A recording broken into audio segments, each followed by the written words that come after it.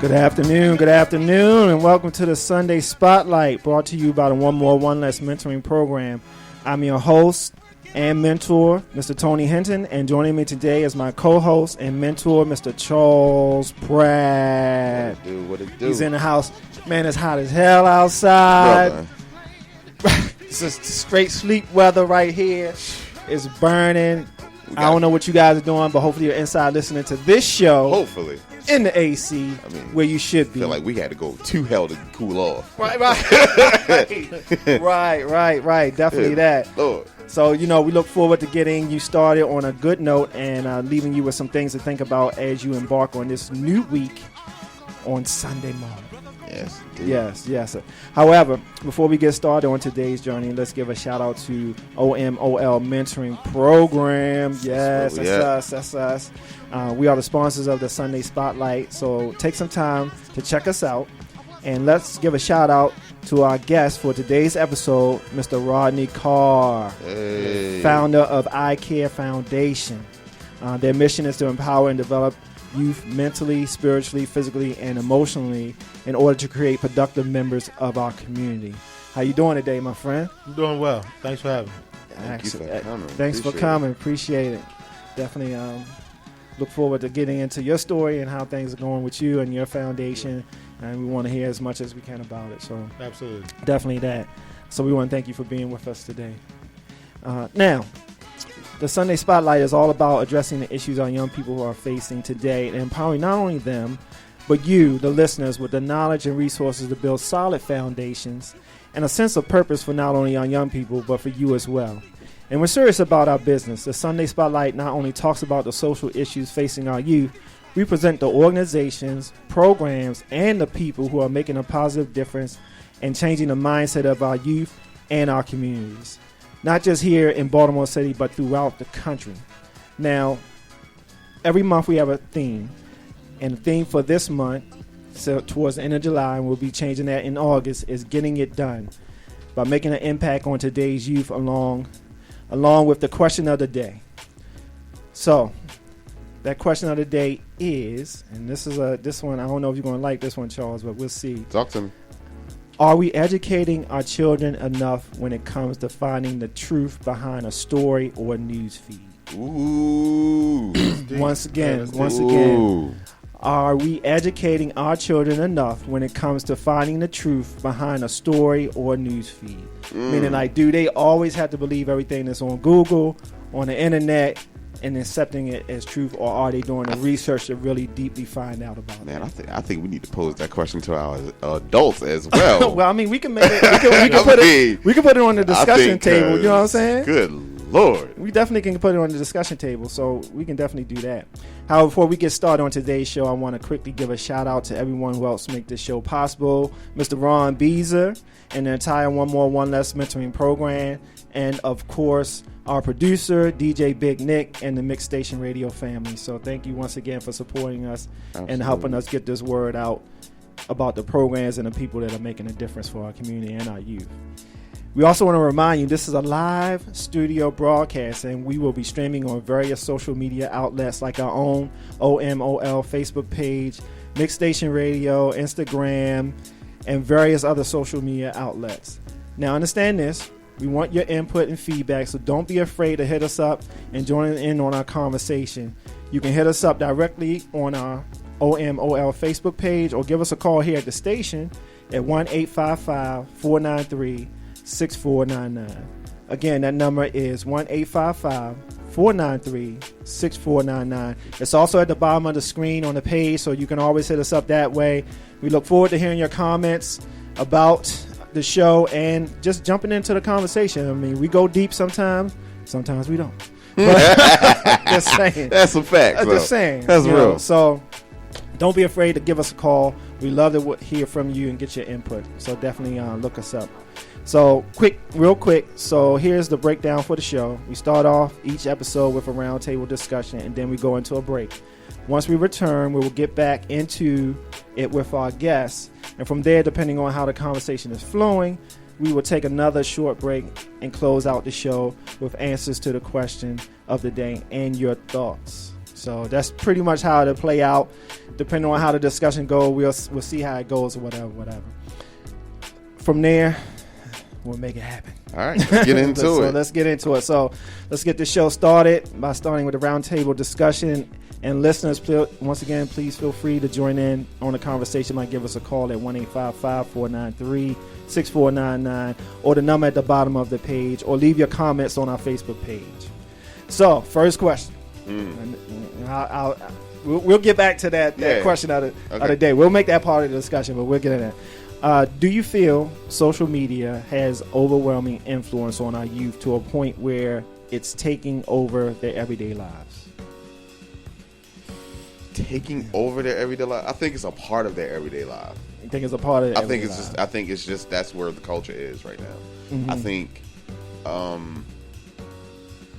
them having the access that we didn't, them growing up in the age that they did, right? They took to it a lot easier than, kind of us adults, but then we, kind of gravitated towards it. So I don't look at it wholeheartedly as a negative for them to be like so involved with social media. I mean, because look at the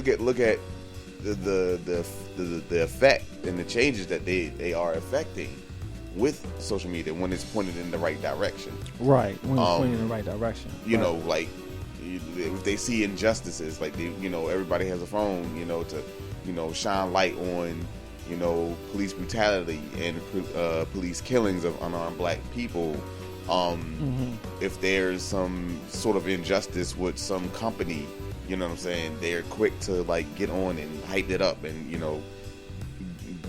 and get to the point where this company feels the pressure, we have to change our policy, we have to apologize to blah blah blah blah. Right. Yeah, it has affected it in that time where they've gotten people fired or they've gotten people for their comments and stuff of that nature. Right. But is it too much though? You know what I'm saying? Because when I walk down the street, like, me working for FedEx, when I walk down the street and I'm going past, the kids are all in their phone, but they're not really looking for information. They listening to videos, they looking at TV, they doing this. Yeah. They're not paying attention to what's actually going on around them in some sense. Yeah. But, of course, that's what they grew up with, like you said, but what about all the things that they have not? Like, they don't go outside too tough, they don't play, they don't do no games, they don't do anything physically. Everything is done on that phone. So I'm just wondering, like, where's that combination or that balance between the two, where you're doing some physical, you're doing some other things or whatever. But I don't know. What's your take on it, Mr. Carr? What do you think? My take on it is it reminds me of all of us seem like we're around the same age, right? When hip hop first hit. Oh, okay.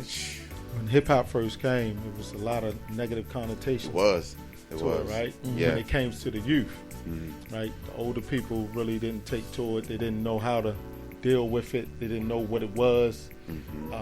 It was something for the youth. It was a new expression for the youth.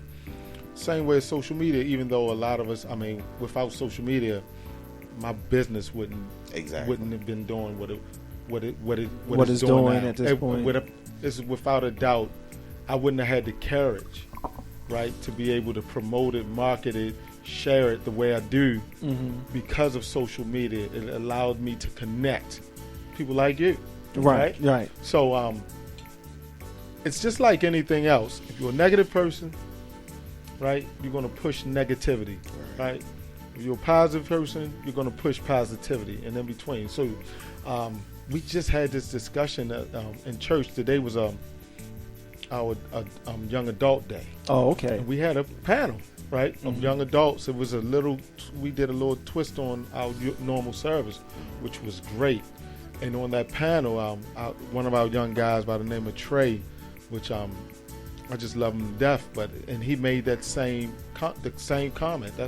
That's not coming from me. This is actually coming from a young adult. Right. And he was just saying, like, it is what you put in it, right? And I remember about 4 or 5 years ago when I remember sharing some mess, right? Yeah. And it was funny. It was a fight, right? But it was funny. Yeah. It was hilarious. Yeah. But as I was making my transition still transitioning, but in becoming the man that I am, my pastor, who's a very good friend of mine, as well as my business partner, he reminded me that what I represent, right at this point, and that I need to, and where I need to channel, because everybody's watching. Yes. Right. What do I want to portray? Yes. The youth still don't know. They don't even know how to portray themselves as total. I mean, just this past week, we had John Hopkins donated hundreds of pieces of furniture to our program. And Congratulations. the last 2 weeks, I wasn't there. Right. So they give a little bit more respect to me than they do to one of my staff. Right? So my staff, one of the staff guys, he's really kind of timid when it comes to that. Okay. So they can really walk over top of it. Right. And so they do things different. So I wanted to when we first went on Hopkins campus, I reminded them of where we are, and that you will not represent me and my business in a negative way. Right. And they carried themselves accordingly. But I got some word back from this past week, from I think it was Friday, over Thursday or Friday. You know, they was a little bit off the chain a little bit, just a little bit, and it reminded me of the movie, the documentary on Netflix, Ava DuVernay. Oh, When They See Us. When They See Us. It reminded me of okay. that because it was a bunch of young kids that was really just wilding out. Remember they was talking about they was just wilding out.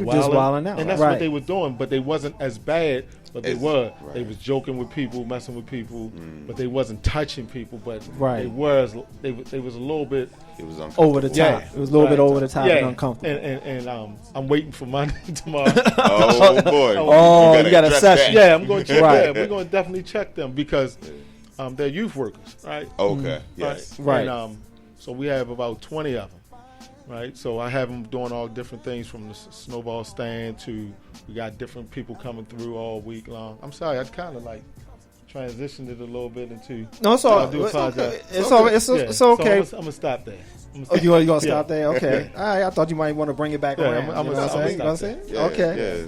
Yeah. Yeah, so that was one of the questions, you know what I'm saying. I think that, to me, I think you're right. There is a positive and a negative side to it, as in general. But I think to me, I think it's overwhelming. It's like if I walk down the street, like I was saying before, and I see it, every kid is on the phone. Every kid is like this, staring into their phone, and it's like, do you know anything else outside of that? You know, is your life when you wake up? Immediately go to the phone. You know what I'm saying? Not to say that adults don't do it either, but if you got a business, I can understand that. You know, or you just checking this or whatever, but you constantly on this phone. That kind of bothers me when it's new. Okay. I understand the relation you said with right, hip hop right, and all exactly. that. But with anything new, It's you gotta But there's no balance. That's what I'm saying. No. There's no What balance. he's saying is we got to there's learn. levels. We don't have a reference point. Exactly. Oh, you What's- saying we don't have? Oh, okay. We still don't really have a reference point as Exactly. to what really works, what's too much, what's not. Exactly. And they are really the beta test, right? They're learning because my son was fired from 2 jobs. He's 24, right? I think he learned his lesson now. Right. Being on social media, you can't be a security guard No, and you're on your always phone, right? Right. You're supposed to be securing. Right. Yeah, I sent him home working with me one time, right? Right. No, or hands. I used to call them pockets, Right. because his hands were in his pocket. Right. With your hands in your pocket. Go Right. home. I don't need you. No, Right. you won't get no money from me today. Uh-huh. So I think it's anything that is so new, because it's still new. It's Right. still So because it's still new, we're still Yes. learning how to judge it, how to Yes. react to it accordingly, Mhm. how to make it better and stuff of that. and Yeah. it's such a hard thing. It's like you can't introduce information to an intelligent being and then say you only learn this part or you only do this part. You understand what I'm saying? Like you can't limit the amount of information that they have, because we see them on their phone. We figure that they always Facebook and Instagram, Snapchat, whatever. These phones do so much now. Yeah. You know what I'm Right, saying? as a smartphone. It's a yeah, smartphone. right. You know what I'm saying? You can't, they do a lot. They do a lot more. You know what I'm saying? So I err on the side of caution when it comes to that, especially with how, like I said, about the information age. I mean, because that's where we are. Like, we're knee deep in the information. It started back, when IBM was a company. You know what I'm saying? Right. They were just, computers. What is that thing? And then when the internet came out, we was like, oh God, what the heck is this? It, like you said, it was different stages and levels of introducing new culture. You cannot limit the amount of information an intelligent being is supposed to have. Right. It's like, and the generation, and exactly, from the generation. It's a whole generation. We're 2 generations. I mean, the internet two is to three generations behind. Yeah, the internet is what, 27 years old? 28 years old. Actually, government had it first, so probably 1970s, and then so probably branched out into the public around 10 years. Yeah, Al Gore's internet. Right now, Al Gore's internet. Yeah, he pushed it. It was already out there. He pushed it. You know what I'm saying? So we're 2 generations removed from the birth of the internet. You got kids growing up. My 4-year-old granddaughter who never probably touched a book in their life. She does YouTube like it's nothing. Ever since she was 2, she can't spell a lick, but know what she's looking for. Right, but she know how to get to YouTube and find what she got to find. Now they're growing up. It's a normal part of it. Normal part. Yeah. Okay. So we're not.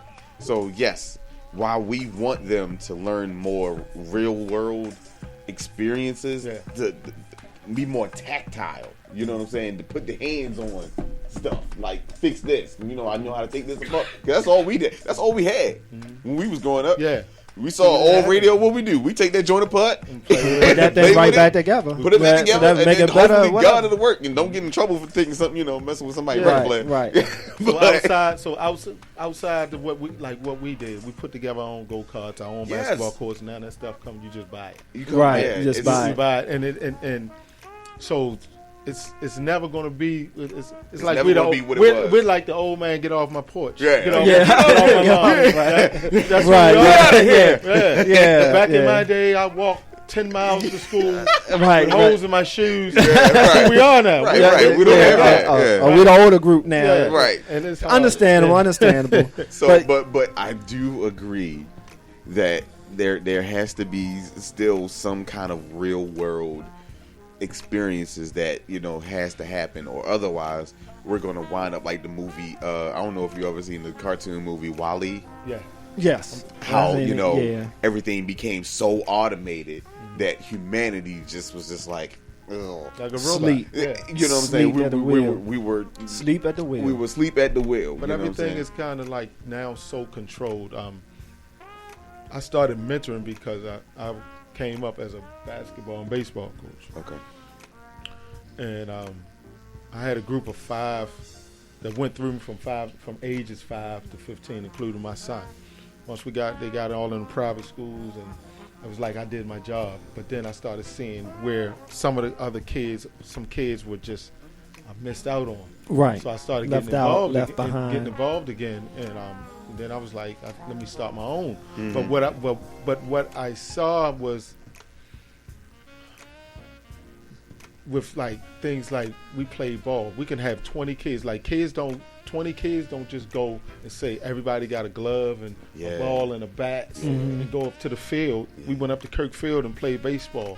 Summertime football, we played football. Right. Now everything is so controlled. The environment, we got AAU, got all that stuff. Everything is controlled, even with all the mentoring programs. There wasn't as many mentoring programs. No. Right? So everything is so controlled and in order, right? We didn't, because it wasn't a lot of order. We had recs and parks, right? But it would be 50 of us in the rec center, and you only got 2 adults working, and we did and came and went as we pleased. Right? Yeah. So now everything has to be so controlled. Yeah, it's a lot of accountability. It's a big lot of like red tape, like you're saying, and it's more dangerous. Yeah, it's more dangerous. And it's more dangerous. That I agree with part you on leads that to part the more control. Yeah. You know what I'm saying? Because you have to control the environment. So much more they can get into. Right.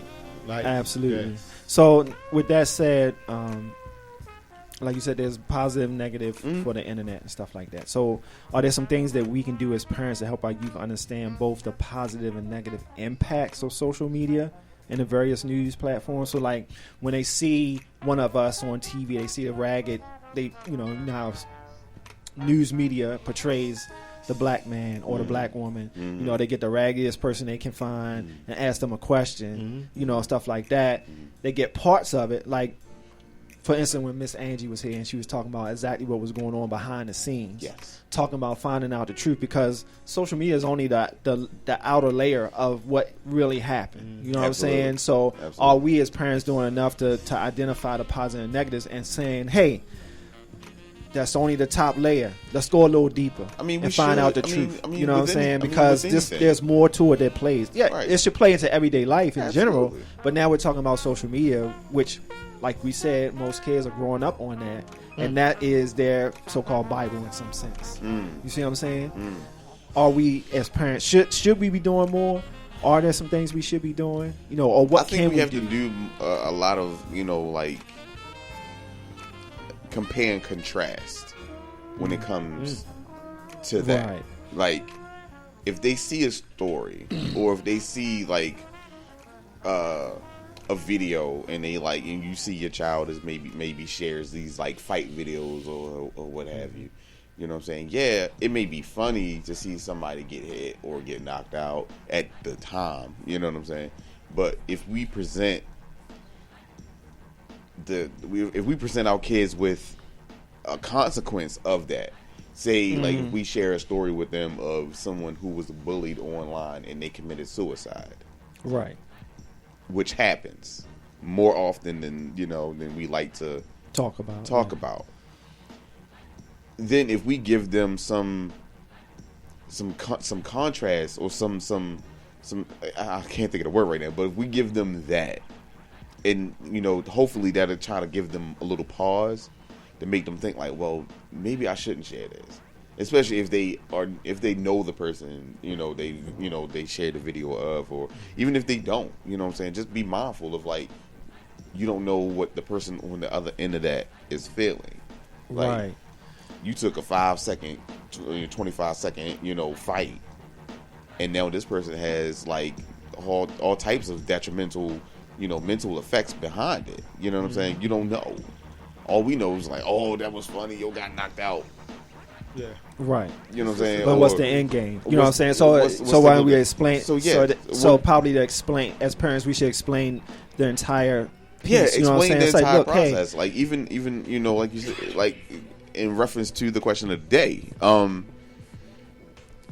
just don't share every little thing that you see. You know what I'm saying? Or even take it to heart. You know what I'm saying? Do your research. Like, I'm always telling that. Like, do your research. Don't just take one person or one story and then treat it as gospel. Like, do your research. Like, Google it. Like, find out more. Right. I'm not gonna tell nobody to go to the library because nobody does. I mean, who's gonna go to the library no more? Like, especially when you got the entire history of mankind in your hand. You know what I'm saying? So, what I share with our kids, one of the things I share with them is go to the next page. Yes. Google, right. Yes. Yeah.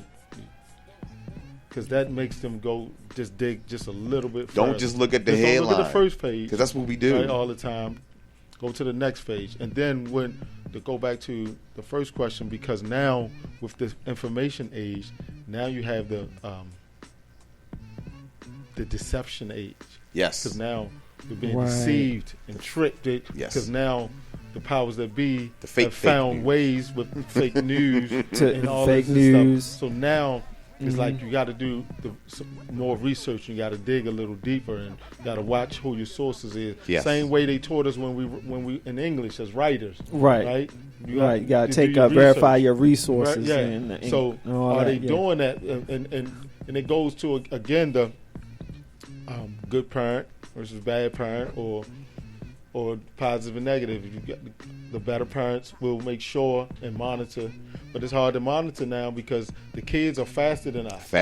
Way faster. They know. I didn't know about Snapchat till like for a couple years, until like the riots. That's when I found out about Snapchat. Right. I mean, if I'm not mistaken, that's how they was communicating. Yeah. Before the police knew where they What was going on, where right. the kids was going at. From Mondom and then all that stuff, how everything. Oh, okay, They was way ahead. They was ahead even so much stuff is coming up before we can get. They get to it faster. Right. Or they find out about and as a faster. parent, Right. like I can't keep up. Because we're working, we have responsibilities. We're not. Right. I can't be. I can't keep up. They got multiple. You got so many multiple pages. True that. Yeah. So that's where that conversation would come in. As a parent, that conversation to sit down with your kids and say, look, everything on social media isn't necessarily true. Absolutely. I ask that you do the research behind it. If there's something that happened, it was funny at the moment, but do you know the reasons behind it? Especially if it's a story that is compelling towards the world itself. You know what I mean? Not the simple fight or he got knocked out, but someone posted something like, okay, I don't know, a politician did this. Yeah. Okay, so what's the research behind that? Yeah. Or this child was murdered. So what was the consequences behind that? Yeah. Or this area lost the main pipe. No one's helping them. Okay. The news is saying that they are, but the people who are actually down there aren't getting the help. So that type of research, like, hey, don't believe. What I'm saying is we need to sit down as parents and explain to them that everything that you see is, don't take it for face value. Right, and we have to explain to the best of our ability because, like Mr. Rodney said, like we really can't keep up with everything. Yeah. Right. Like it could be a new app that we don't even know about, and teenagers, right now, and teenagers is on it. They develop. They develop. I mean, for them. You know what I'm saying? They don't want us in that. Yeah, and they understandable. But it goes to the communication too. As a parent, basic stuff that even was 60s and 70s as growing up, and then us as parents now, it's the same thing. How do you communicate with your kids? And for me, I have a style that a lot of times my wife don't agree with. It was an argument just the other day. She was talking about you want to be his friend. That's what she says about me and my parents. If she's not listening, she is okay. But that's my method, right? Based off your experiences, I dumb it down, right? I come to their level. As a mentor, I do the same thing. So that way I get their trust. My first thing is always the trust building. Yes. Right. Well, yes, always. And then they're open to having a conversation around you that they may normally not have. Right. Because they're comfortable at that point. They normally not have it. And then one of the things is I always infiltrate the friends. I infiltrate the friends. So I'm always like, oh, come on, y'all, come over. Exactly. Yes. I'll play video games. Let's get something to eat. Right? Let's go do this. Let's go shopping. Like you're not. I mean, like you're being the cool dad, but at the same time, you're like, I'm very informed. Yeah, I know what you're doing because a lot of times, now he's 24, and my only child. But a lot of times I remember those friends be like, man, Mr. Rodney, my father be saying the same thing. My mother be saying the same thing. They open up because they're hearing it from some. Because a lot of times with kids, they got to hear it from somewhere else. Yes. Well, like you said, too, we don't necessarily give them a voice when we should. Sometimes it's not a matter of speaking. It's a matter of that's all they want. Listening. They just you know what I mean? Man, just to be heard. That's all they want. That's so crazy. And it's something that we don't do enough of. We as mentors, we know about it. We know that we have to hear that side in order to understand where they come from in order to come down to that level and see, okay, he's on this type of mindset. Let me bring myself down a little bit so that I can understand him fully to get him to open up so I can bring him up to my level. You know what I mean? It's so funny. It's a challenge. It's so funny. It's a definite challenge. Bless you, Nick. It's so funny you said it because I was just having a conversation on Thursday with my parents.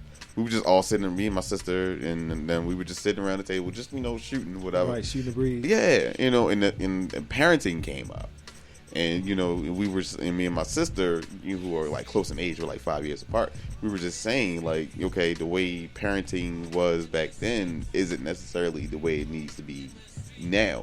Are there some things that need to be carried over? Absolutely, because there's a parent-child relationship, and that's what needs to be said, and that's it.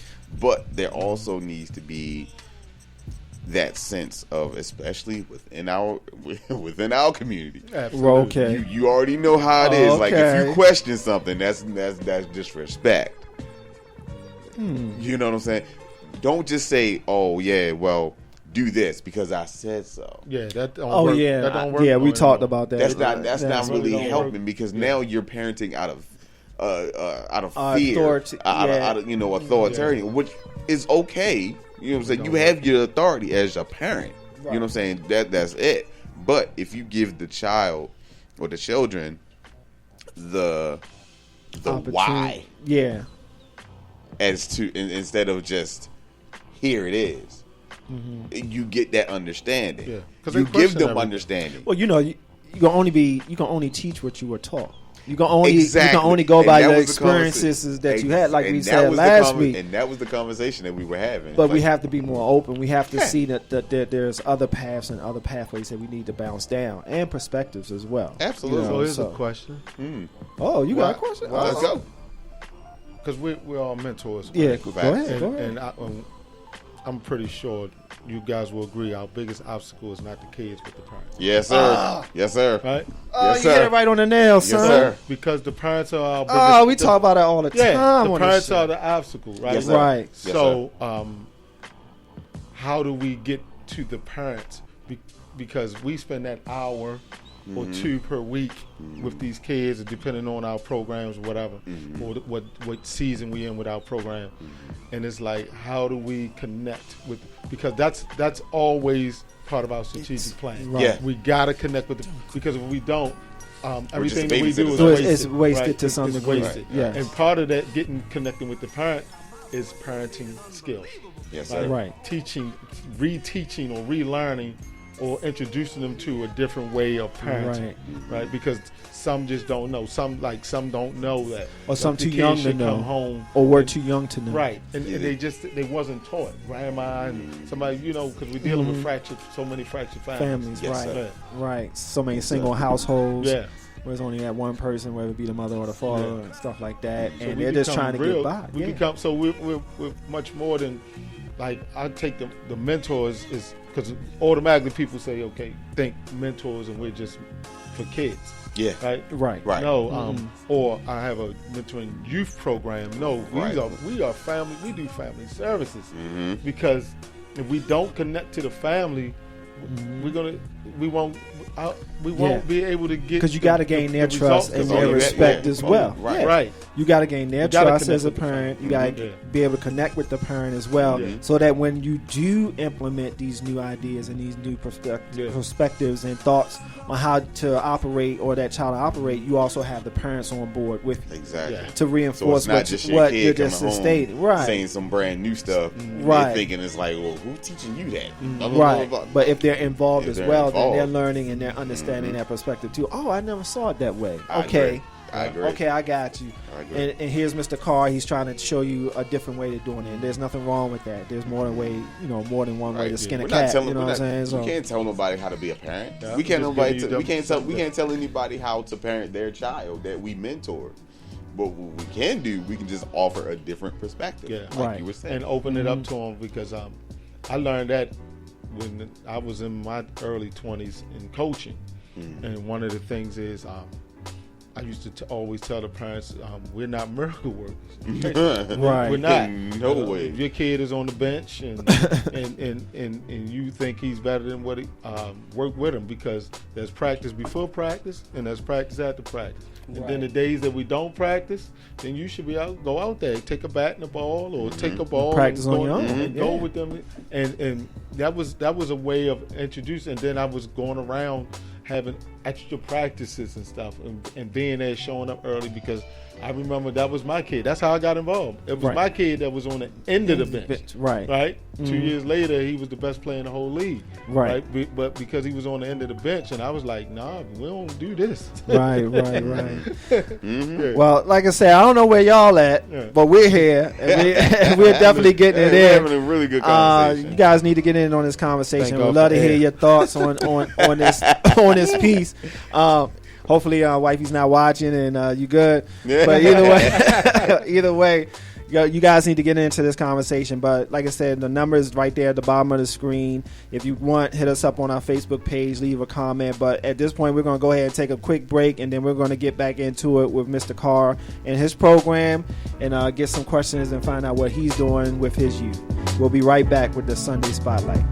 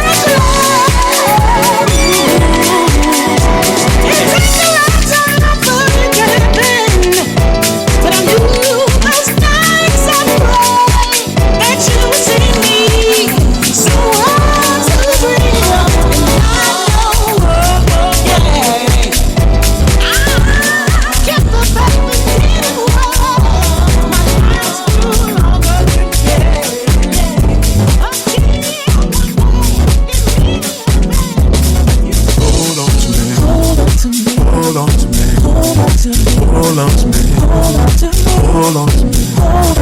Hold on to me. Hold on to me. Hold on to me. Hold on to me. Hold on to me. Hold on to me. Hold on to me. Hold on to me. Hold on to me. Hold on to me. Hold on to me. Hold on to me. Count on your tears. Don't worry, 'cause I'm right here, right here. You gotta live with me, and not with me. Put your name. Just about 3 weeks ago, I was ready to go in the tower. Said I had enough. People used to know that my love was so sweetly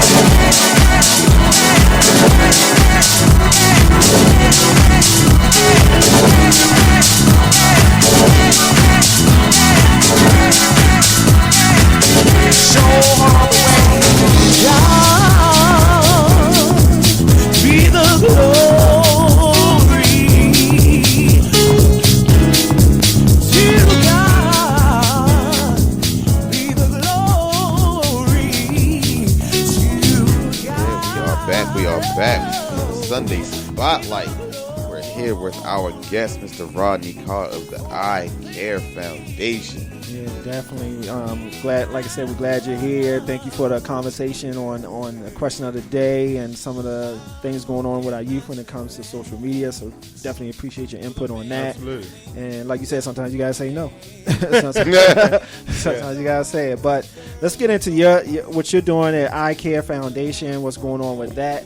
Piece there, like you just said offline, 14 hours a day, putting in work. Yeah. I ain't mad at you. So if you can, tell us a little bit about yourself and what inspired you to start ICARRe Foundation.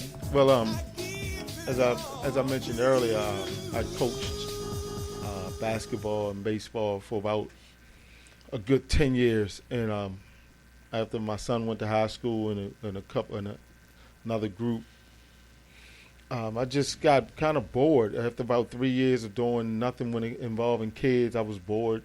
Well, I knew what it was. It was a void, not a boredom. It was Right, void. It was a void in my life, and the void was because I've always loved the youth. My house was always the hangout house. The hangout spot? Okay, yeah. No matter where I lived, kids always gravitated to my house, my front lawn, my backyard, whatever. Mm-hmm. And so I always made it. If I bought one basketball goal, I would buy two. So they had a whole court in the back. Whatever it was, I just always looked out. I just always loved kids. It was something natural passed on from my dad. Was like that. And now my son is taking the mantle. He works for Rex and Parks, and he works, I forgot the name of the company. He works in Baltimore City Public Schools as well at 24. Mm-hmm. So he's finding his own little niche. Nice. Praying that I can bring him on full time within the next calendar year with me. Right. But I want to pay him.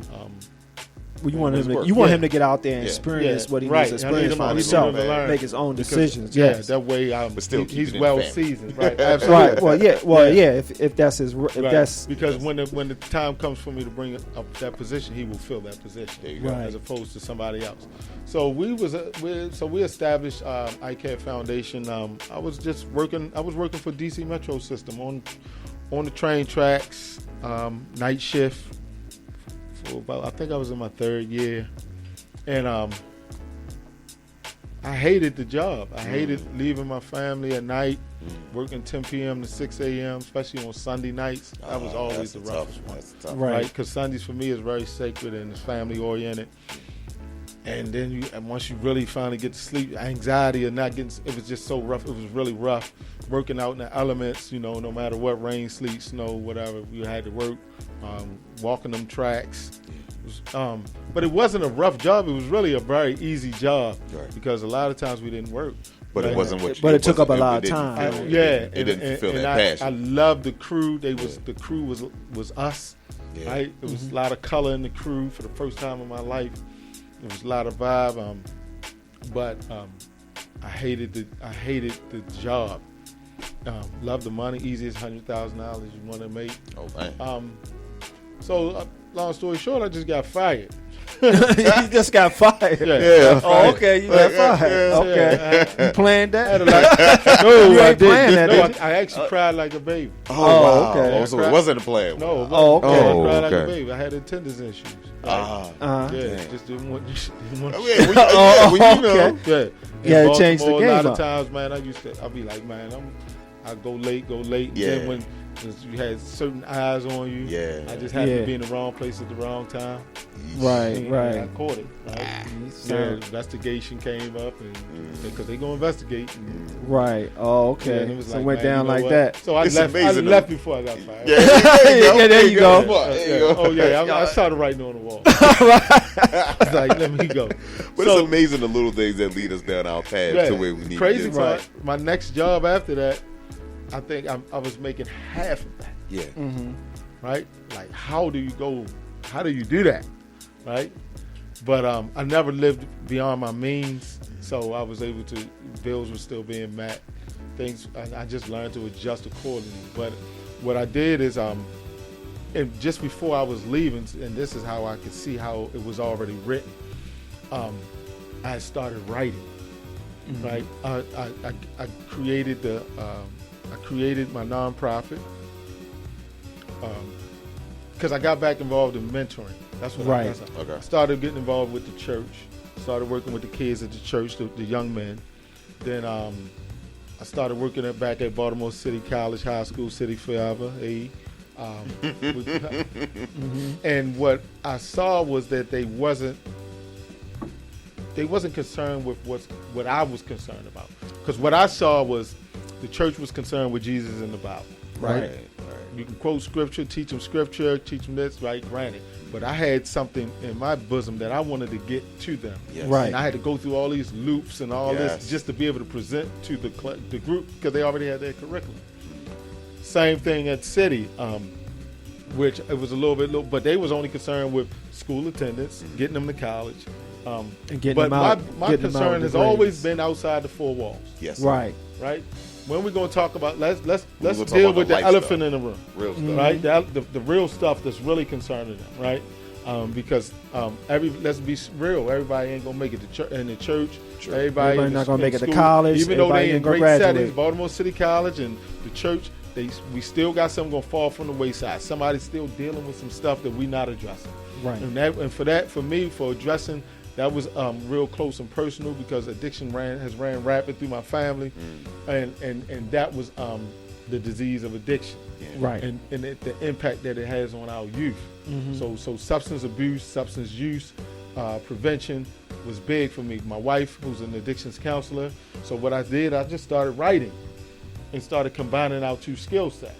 Right. Right, because then the vision for me was like, we're gonna both leave our jobs, we're gonna run this business, and so I combined our two skill sets.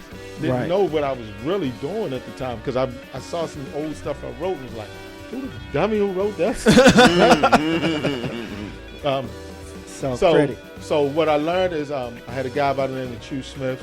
Hey, we know Oh Chew. yeah, we know he's Chew. been on the show. Yeah, Chew and I, we played ball together, we went to school together. Chew helped me out a lot starting out. Another lady by the name of Capri Smith. Yes, We we know know her Capri. too. Yeah, We we all chatted City with her. Knights, Yeah, right? So people joke and laugh about us, man. But City College, the alumni, we are strong. Yeah, we are y'all really definitely family. And so also all I knew, I said, let me reach out to two people that I always admire from a distance, who I see was doing something. They showed me some ropes. right. And another guy, Ron Beezer. Yeah, I'm about to go to ask you about that. He told me to ask you about Ron. because MC as Vets. I piggybacked off with Chew and Caprice and another guy by the name of Kill, the movement team, Kill. So with Akil and I was just piggybacking off of them because I knew I had my lane. Yes. Right. Right. Yes. My Right. lane has always been substance use prevention in our youth and young adult, mental health. Right. Right. Or later on, it grew into mental health, which falls under substance abuse, substance use prevention, falls under mental health. Absolutely. As I learned some ropes, and so as I started writing, I created my brochure, my website. I did all that myself. I was very proud of myself because I couldn't pay nobody. I didn't want to ask nobody. I did it myself. I was like, it don't seem like it's that hard. But I ran into Ron Beezer over at McVet, the Maryland Center for Veteran and Education and Training. Right. Mm-hmm. It's very near and dear to my heart because I'm a veteran myself. Right.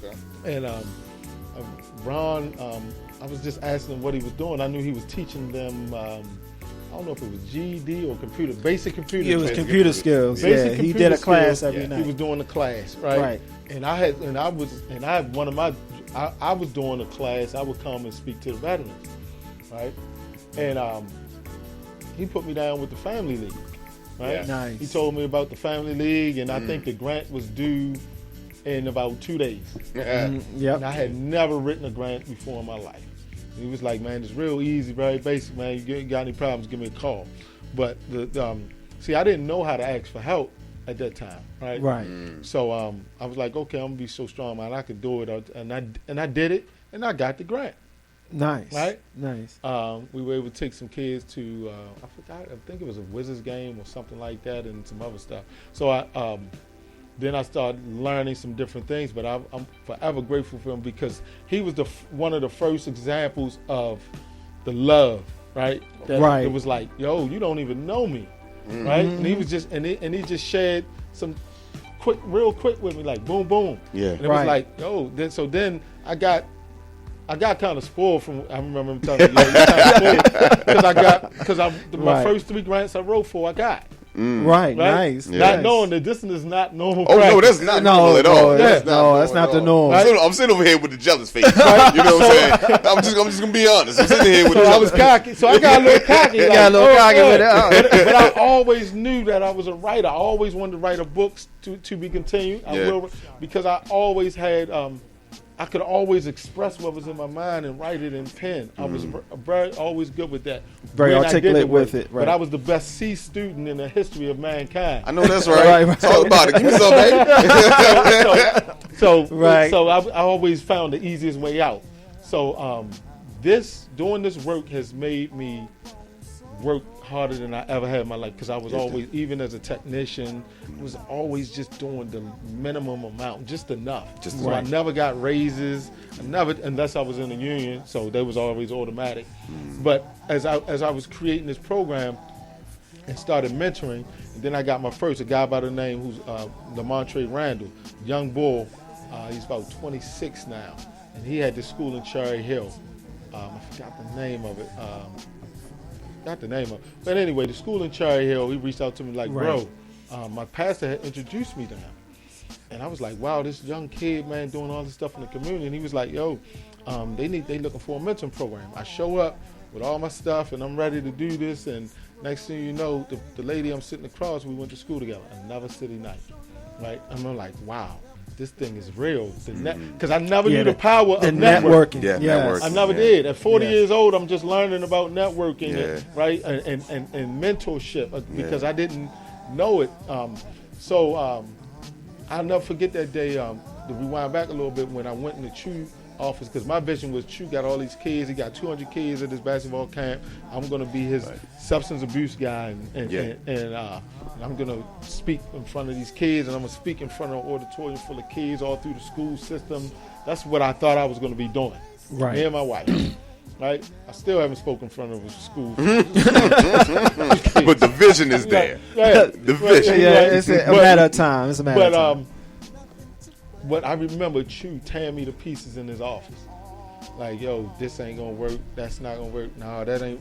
And I'm like, Why are you tearing my dream down? right. Like, but when he did it, he said, my response was exactly how he said, because so many people come to him all the time. He's willing to help, right? He's been in the game for a minute. He was like, but their response from that would be why he would work with them, right? And I was steaming inside. If I was white or a lighter color, he would see the redness in me, but he couldn't see it. And I just took it. And I was like, what I'm gonna do now, right?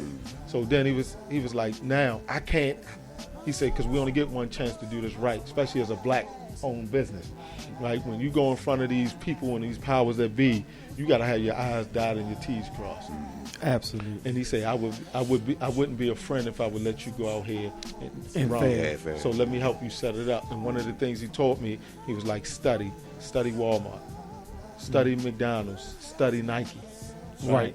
He said, study. So that's one of my phrases. I'm always telling people, man, they get mad at me sometimes. I was like, do they do that at Walmart? Right?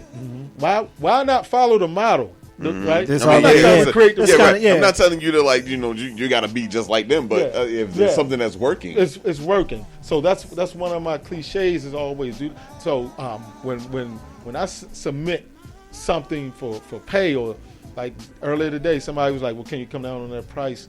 And I'm like, sorry, but no. the price is the price, people. No. Okay. Sorry, but no. You don't ask Gucci to lower their prices. Right. Yeah. Yeah. I already gave you $100 off. I, just you know what I'm didn't saying? tell That's you the I did. know you price. Right. You know what I mean? But no. This Right. is because if you can't pay that, then you're not my customer. There you go. Right. There you Or go. maybe I'm this is or not I'm for your not for client, you right right? now at You're this just time. not because I've earned the right to ask for this price. Right. I put the footwork. You're not paying for just right? you You're know not- one so, little service. You're right. paying for And the if I gotta experience. explain it, because I know you don't ask Comcast to explain all of that. Right? You don't. So it's okay. And why we do that to each other, our people. So as I was growing, I started knowing like, okay, I can't sustain these grants because they was little small grants. No money went in my pocket. Right. So Right. now I'm like, how do I make What I money? got work. Because I need to do this full time. How do I pay for staff? How do I do that? I knew I had to find something that was going to be sustainable funding. So I knew I had this young lady I ran into as a technician, and she always like, it's about the billing, Rodney. It's about the billing. Okay, how do I bill? I don't know how to bill. Right? What do I bill? So I knew that we had to get some housing because I knew that model a little bit in regards to substance abuse. Right. Right. So we opened up 2 houses. Thank God we owned those properties. The rest of my board, which is my brother, we just had a board meeting last week at his house, and he was like, "Man, I didn't have to pay any rent on the first property, so I had these people living in our houses, and we were doing work with them, right? But we still wasn't billing. They was paying money. It was just enough money to pay for repairs, maintenance, and to put a little bit of money in my pocket. But it gave me enough money to do programming. Right. Also, we got the second house because the second client that we had in our house was a friend of mine who had just relapsed. And he told me his father put him out the house, and his father was trying to sell the house. I said, how much? He said, $5,000. I said, call your father. He said, okay. I said, no, call him right now. Right? Because I knew the house was in good shape. The house was livable. Right. Right? $5,000 to steal. So did you end up moving into the house? No, no, I didn't move. Okay. No, we went to close for 65. Sharif Small, my man. His wife helped close. Okay, His wife helped me close. He's my accountant as well. So what happened is these things were starting to organically just happen, right? And I a just piece knew, at a time. Like I'm doing something right? Even though I didn't know still what I'm doing, it just was like opportunities would come, and they just would. And I just knew, like, you can't get ready, you got to be ready. Right? So I started practicing the process of being ready, of studying and growing and asking questions. And when doors was closed in my face, I would look and say, okay, why didn't I get this grant? Why didn't I get this programming? What are they doing? One of the groups I looked at all the time was, I always looked at, again, another city night, was Keys Development, Keys and Powers. My man Keith Rose, he reached out to me. He knew what we was doing. They had started their substance abuse. He wanted to connect. We connected. Things didn't go his way. I had a knee operation. my clients were off Right, the chain because yeah. I wasn't there on site, and things didn't go the way. But I learned a lot from Keys. I learned a lot from another organization. My man Ty Cox, a guy I grew up with. So I learned. They taught me about PRP. Right. Right? High Hopes. They taught me some stuff. I learned as a coordinator. So now I'm able to infuse some more money because now I got 2 houses and now all my clients, all my residents are now clients of my PRP. So go. now I'm infusing even more money into my program. Right. Mind you, I'm working my full-time job. No, let me rewind back. I had my knee replaced 2 years ago. Right. So thank God, I don't know what made me get that Aflac insurance in addition to. So I actually was then as a vet. So I actually was making more money, not working for a year and a half, right? I didn't know that was my pastor always called that's the $1 million knee, because it allowed me to transition into full time, right? Not knowing like all this pain. So every time I'm limping and I'm in pain, I'm like, well, that's the cost. I always think about the story of Paul. Right. Like I always All think the stuff about he had to go through. Yeah, so I'm like, okay, if the cost of my knee is strong and it's better, but that time, that year and a half time off, those checks stopped in May. So then the real reality came up. But as a result, I stopped working. I stopped working with Keys. I started working with High Hopes because now one of the things they all knew, I was like, man, I created my own business, not just to make you rich, but to make us rich. Right. So how do I get to be you? See, I had some good models. How do I get to be you? So in September, we started on the journey of getting our own PRP. So now we're about, we got our state license number. We got our preliminary in February, got our state license number not too long ago. So we just opened our office in Glen Burnie. So we're really away. We're about 2 steps away from being fully vested. Nice. But we've been working as a team. Our team, we got a 4 or 5 man team. We had been working under somebody else, under the umbrella of somebody else. Basically subcontract. Right. Yes. But it allowed us to learn the game, the whole nuts and bolts, right? Which was great. So now, once we launch and we go live, right? We got about 30, 40 clients waiting in the wings to be able to bring on board. So that scary part in May when it was like, oh, the insurance checks stopped. And the PRP checks that I was working as a coordinator ain't enough to sustain me. It was great to put in for the back to school event or for the socks, the underwear and socks drive, or the small events, all the for the small stuff. Right. But for me to run how do I go from being a entrepreneur to being a boss, right? Because for me, the title of an entrepreneur is you doing it. It's one man, right? The boss now. How do I pay my staff? How do I really make the impact that we really want to make? Because we got these people that's looking at us. As soon as I pull up, I got people waiting, right? At my office is still at that first transition house. They don't like seeing me every day, and I don't like seeing them. They tired of me, I'm tired of them. Right. So to segue into that, so I got this man by the name of Mr. Price on the corner of North Avenue and Pulaski. He owns the hardware store. Yeah. Right. So through the first 2 transition houses we had, we were always doing a lot of getting materials and stuff from him, develop relationships with him. He kept saying, young man, when you gonna get that house on 2020 on North Avenue? I'm like, man, I ain't got no money to be renting from you. Everything we do, we own. I refuse to rent. Right. But then he had a commercial building that was right across the street from him. Korean died. He used to own it 20 years ago. He sold it to the Korean. The Koreans demanded the pass. He bought it back, and he had it for rent for almost a year. It was empty. He was trying to rent it, couldn't find it. He was like, "Won't you take that off my hands?" I'm like, "I don't have $3,000 a month to pay you to rent it." And he said, "Well, won't you rent that house so I can, and then we can work on." And I said, so I reached out because on this, I reached out to some partners because in order for that plan to come to fruition, I knew I needed some help. Right. So I reached out to some guys that I respected. That are one again was the guy Lamontre and a guy by the name of Farmer Now. Right. So I knew now because on that bottom level we have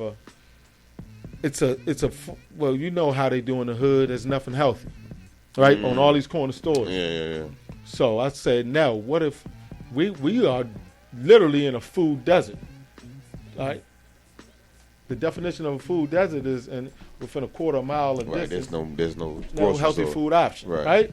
Mm-hmm. So I was like, what if we do that? What if we open up and put fresh groceries in here? Just something general, vegetables, fruits, and grains. Right. He was like, bro, you tripping. He said, because for real, that's part of the dream. Mm. I said, now, you got the second and third level. Now, altogether, this is 10,000 square feet. Mm. So I'm asking him, like, yo, let's do this. He's like, where we going to get the money? And we both like, we ain't got the money. So long story short, we wind up connecting with Mr. Price. Yeah. We got the third house at 2020. We filled the house in about 10 days. Wow, that's a lot, man. That's a lot. Well, you kind of answered like 3 or 4 of my questions already. All the challenges you had some challenges. Those were some of the challenges. Definitely, you got some stuff coming up for for the ICARRe Foundation. You got some stuff coming up on the horizon real quick because we got to get off the line. We were like 10 minutes over there, but I'm just going to touch base. Really. So what you got going on? What you got going on? So right now we're about 60% complete on the ICARRE Resource Center. Good. The bottom level will be the grocery store, which will be Nell's North thing, which will be right? North Valesky 2036 West North Avenue, which will be the Be More Green. Whatever. Oh, okay. Yeah. Because that's he got Nell has City Weeds and Be More Green. That's his baby. Okay. So I'm like, okay, but we're all going. So now we're going to have the youth working in there. Yes, sir. Our youth in high school. Oh, nice. So that you'll be able to employ them and all that. We're going to open it up to other vendors, right? Like almost like a farmer's market type. Okay. Right. Yeah. Right? So for people, he won dance, right? Yeah. Juan, he already know. Juan already know. Huh? Juan already know. Okay. Right? Yeah. He was part of the group that we reached out to. I'm still waiting on him. That's what's up. Okay. Juan already know. That's what's up. So on the second level, we're gonna have office space. Shared office space. We're going to have a couple cubicles we're going to rent out because there's a lot of people like me that don't have an office but got a business. You can rent it for $200-$300 a month. You got the shared you got the conference room. You have a shared a copier. You got a mailbox. You got a key. So you can have your meetings and do everything you want for $200-$300. We're going to have a mixed purpose room. It's really huge.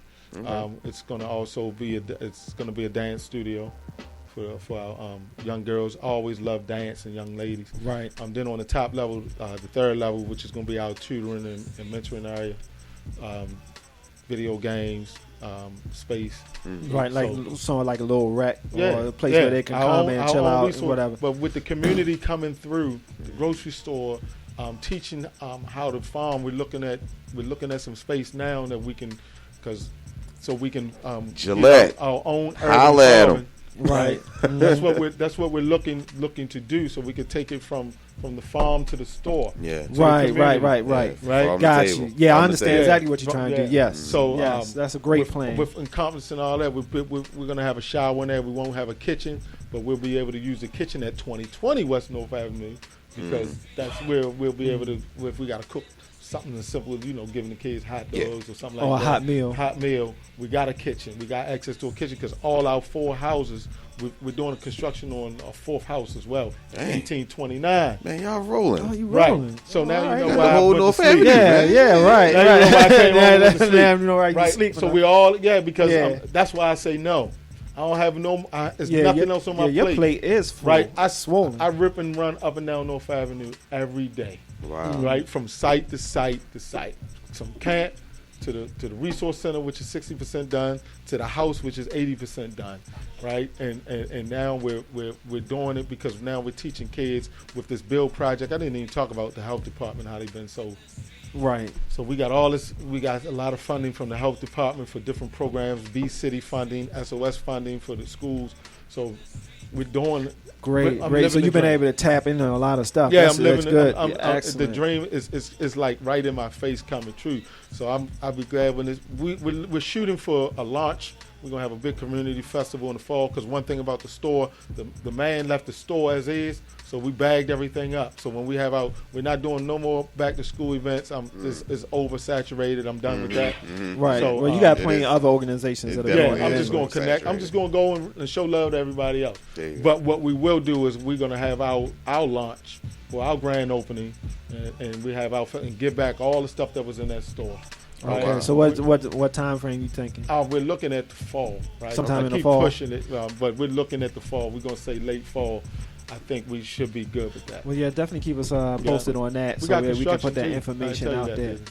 Construction too. Yeah, Man, we you got said young- you on. You said We got you young everything. kids, but the kids are doing it. Nice. Yeah. Oh, they're doing the building. We're teaching them. They're- That's part of the Oh, grant. right. We got, Nice. We got a couple of thousands from the health department. Uh-huh. We added some other stuff to it. Okay. Some workshops, some training, some testing.